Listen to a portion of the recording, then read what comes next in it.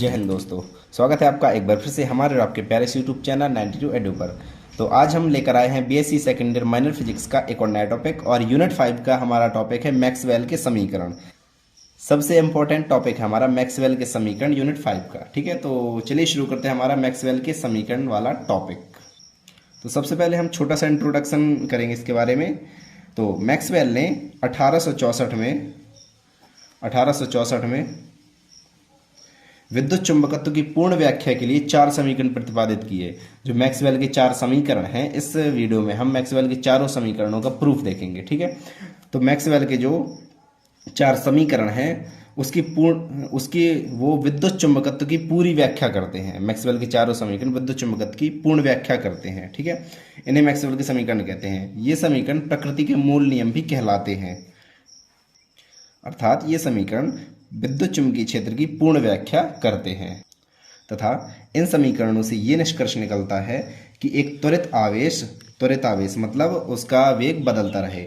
एक त्वरित आवेश सदैव विद्युत चुंबकीय क्षेत्र सदैव विद्युत चुंबकीय तरंगें उत्सर्जित करता है, जो निर्वात में प्रकाश की चाल से गति करती हैं, प्रकाश की चाल से संचरित होती हैं। ठीक है, अब देखते हैं मैक्सवेल के सभी समीकरण। तो सबसे पहला समीकरण मैक्सवेल का ये है, डाइवर्जेंस ऑफ ई वेक्टर बराबर रो अपॉन एप्सिलॉन जीरो। फिर एप्सिलॉन जीरो को यहाँ पर ले आओ।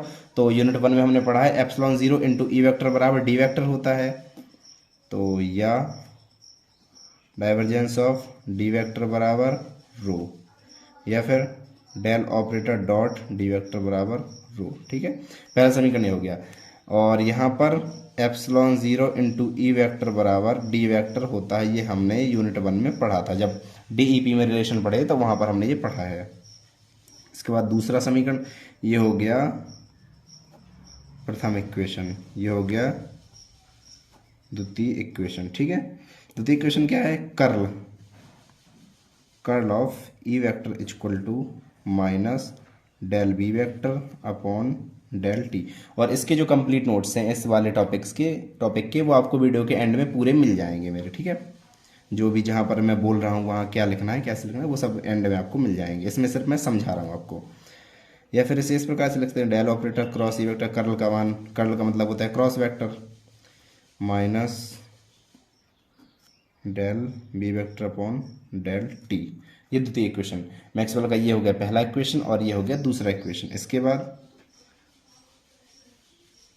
तृतीय इक्वेशन ये कौन सा है, ये बी वेक्टर। पहले दो इक्वेशन ई वेक्टर वाले हैं, ये ई वेक्टर का डाइवर्जेंस, ई वेक्टर का कर्ल। अब अगले दो इक्वेशन बी वेक्टर वाले हैं। डाइवर्जेंस ऑफ बी वेक्टर बराबर 0, या फिर del operator dot B vector बराबर 0। और जो चौथा है चतुर्थ इक्वेशन ये होता है कर्ल ऑफ बी वेक्टर। ठीक है, पहला होगा डाइवर्जेंस ई वेक्टर, फिर कर्ल ई वेक्टर, फिर डाइवर्जेंस बी वेक्टर और कर्ल बी वेक्टर। ऐसे हैं चारों इक्वेशन। और इसकी वैल्यू होती है mu zero J vector plus epsilon zero del E vector upon del T. ये होता है इसका मान। या फिर अगर इसकी वैल्यू रख दो तो कर्ल ऑफ एच वेक्टर, क्योंकि म्यू जीरो यहाँ पर नीचे आ जाएगा तो बी वेक्टर बटे म्यू जीरो होता है एच वेक्टर। ये बी एच एम में रिलेशन में अपन ने पढ़ा था, बी वेक्टर बटे म्यू जीरो बराबर एच वेक्टर। तो अगर हमने इस म्यू जीरो को नीचे लाए तो यहाँ पर एच वेक्टर बनेगा, और यहाँ पर क्या बचेगा, J vector plus epsilon zero del A vector upon del T. और यहाँ पर अपन एप्सिलॉन जीरो और ई वेक्टर को डी वेक्टर भी लिख सकते हैं। ठीक है, जो भी आपको लिखना है वो लिख सकते हैं हम। तो ये हमारे चारों इक्वेशन, और इन्हें हम प्रूफ करते हैं। तो चलिए, सबसे पहला मैक्सवेल का प्रथम समीकरण, डाइवर्जेंस ई वेक्टर बराबर रो अपॉन एप्सिलॉन जीरो। ठीक है, तो इसकी शुरुआत हम कहाँ से करेंगे, इसकी शुरुआत हम करेंगे गॉस का जो नियम है वहाँ से। गॉस का नियम क्या कहता है, फाई बराबर क्यू अपॉन एप्सिलॉन जीरो। या फिर इसे क्या लिख सकते हैं, जो हमने फ्लक्स की परिभाषा पढ़ी, डबल इंटीग्रेशन ई वेक्टर डी वेक्टर। किसी बंद पृष्ठ से गुजरने वाली विद्युत क्षेत्र रेखाओं की संख्या को विद्युत फ्लक्स कहते हैं। ठीक है, डबल इंटीग्रेशन ई वेक्टर डी वेक्टर, ये होता है गॉस का नियम,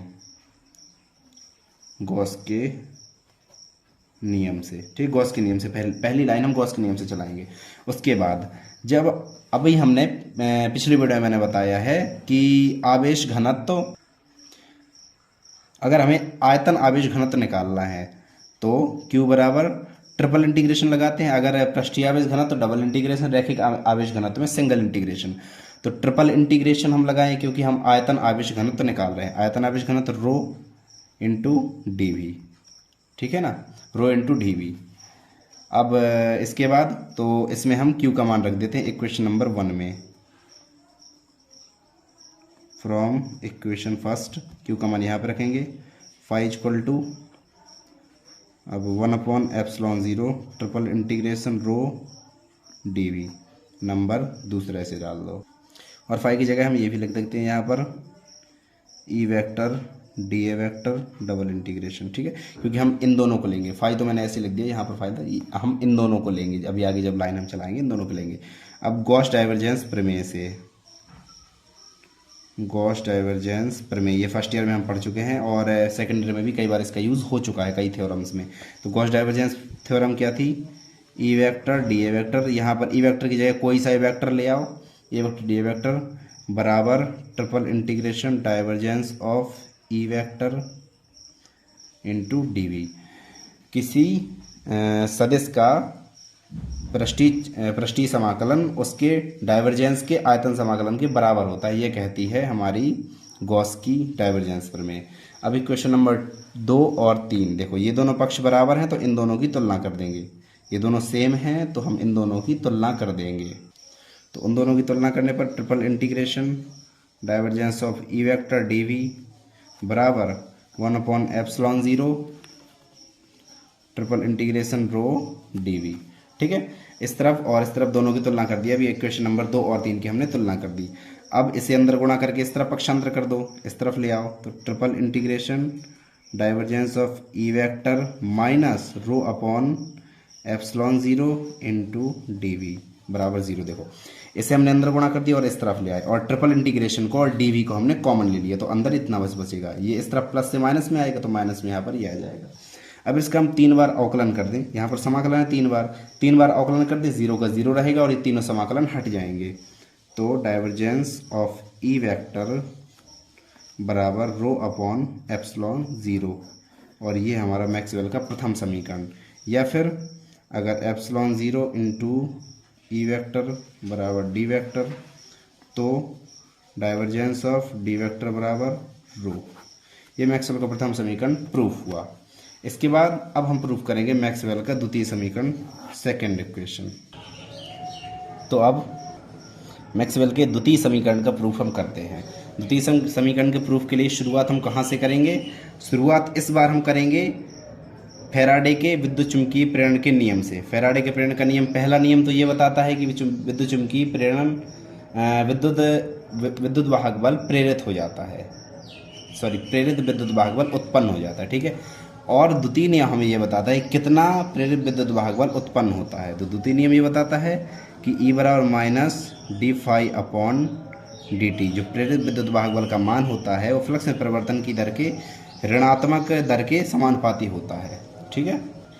अब चूंकि यहाँ पर बी वेक्टर है, बी वेक्टर लाना है तो माइनस देखो डी अपॉन डी टी, इसे तो बाहर निकाल लेंगे। और फाई, अब हम वहाँ पर हमने विद्युत फ्लक्स वाला फॉर्मूला लगाया था, यहाँ पर चुंबकीय फ्लक्स वाला, क्योंकि बी वेक्टर है चुंबकीय फ्लक्स वाला फॉर्मूला लगाएंगे, double integration B vector D A vector तो बराबर माइनस डबल इंटीग्रेशन डी अंदर आएगा डेल, तो del B vector upon del T into D A vector, ये निकला स्मॉल ई विद्युत वाहक बल का मान।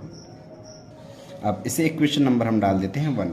इसके बाद अगर चुंबकीय फ्लक्स परिवर्तन के कारण, चुंबकीय फ्लक्स में परिवर्तन होता है, ठीक है, चुंबकीय फ्लक्स में परिवर्तन के कारण उत्पन्न विद्युत क्षेत्र अगर ई हो, ई वेक्टर हो उत्पन्न विद्युत क्षेत्र, तो बंद परिपथ में प्रेरित विद्युत वाहक बल परिपथ के अंदिश विद्युत क्षेत्र के रेखीय समाकलन के बराबर होगा। मतलब जो प्रेरित विद्युत वाहक बल होगा किसके, उसके रेखीय समाकलन के बंद वक्र के रेखीय समाकलन के बराबर होता है। जो प्रेरित विद्युत वाहक बल बराबर होता है चुंबकीय, ध्यान सुनना, चुंबकीय फ्लक्स परिवर्तन के कारण उत्पन्न विद्युत क्षेत्र ई हो तो बंद परिपथ में, बंद परिपथ ये हो गया, बंद परिपथ में प्रेरित विद्युत वाहक बल का मान परिपथ के अनुदेश विद्युत क्षेत्र के रेखीय समाकलन के बराबर होता है, अर्थात इतना होता है। इसे इक्वेशन नंबर 2 डाल दो, ठीक है, ये होता है। इक्वेशन 1 और 2 की तुलना कर दो, तो इस तरफ ई वेक्टर dl बराबर, और यहाँ पर हम रैखिक सदिश लेते हैं dl वेक्टर, इसलिए हम dl वेक्टर यहाँ पर लेते हैं, ठीक है, minus double integration del B vector upon del T into D A vector. इसे इक्वेशन नंबर 3 डाल दो। अब स्टोक्स की थ्योरम, स्टोक्स की प्रमेय हम बीएससी फर्स्ट ईयर में स्टोक्स की भी थ्योरम पढ़ चुके हैं। देखिए जहाँ पर कर्ल हमें लाना होता है, पर कर्ल होता है, वहाँ पर हम स्टोक की प्रमेय का यूज़ करते हैं, और जहाँ पर हमें डाइवर्जेंस लाना होता है, वहाँ पर हम गॉस डाइवर्जेंस प्रमेय का यूज़ करते हैं। तो स्टोक की प्रमेय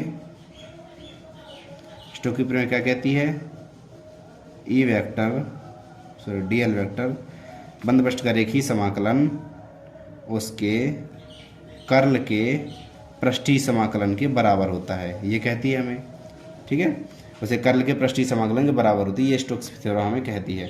अब ये दोनों पक्ष का बराबर है तो ये दोनों ही बराबर हो जाएंगे, तो double integration curl of E vector D A vector बराबर minus double integration del B vector upon del T into D A vector. इसे इस तरह पक्षांतर कर देंगे, तो डबल इंटीग्रेशन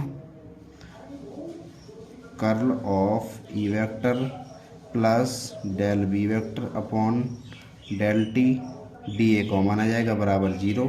इसके बाद इसका 2 बार हम अवकलन कर देंगे, तो ये 0 का 0 रहेगा यहाँ पर, और ये दोनों समाकलन हट जाएंगे। 2 बार अवकलन करने पर कर्ल ऑफ ई वेक्टर बराबर minus del B vector upon del T, ठीक है। ये हो गया हमारा मैक्सवेल का द्वितीय समीकरण प्रूफ। इसमें 2 जगह ध्यान देना है, एक शुरुआत कहाँ से करनी है, फैराडे के द्वितीय नियम से, और फिर उसके बाद ये इसका ध्यान रखना है, यहाँ पर ये रखना है, ठीक है। बस बाकी तो सेम है, बस तुलना कर देना, स्टोक्स की प्रमेय आपको याद रखनी है बस। तो हमारा ये मैक्सवेल का द्वितीय समीकरण में प्रूफ होता है। तो ये वीडियो हमारा काफ़ी लंबा हो चुका है, तो इस वीडियो को हम यहीं पर एंड करते हैं। इस वीडियो हमने मैक्सवेल के प्रथम और द्वितीय समीकरणों को प्रूफ किया है। इसके बाद जो अगला वीडियो होगा हमारा, उसमें हम मैक्सवेल के तृतीय और चतुर्थ समीकरण को ही प्रूफ करेंगे, और इसके जो नोट्स हैं आपको मैं वीडियो में एंड में डाल दूंगा, तो वहाँ से आप देख लीजिए। तो इस वीडियो को यहीं पर एंड करता हूँ। Thank you so much, bye bye.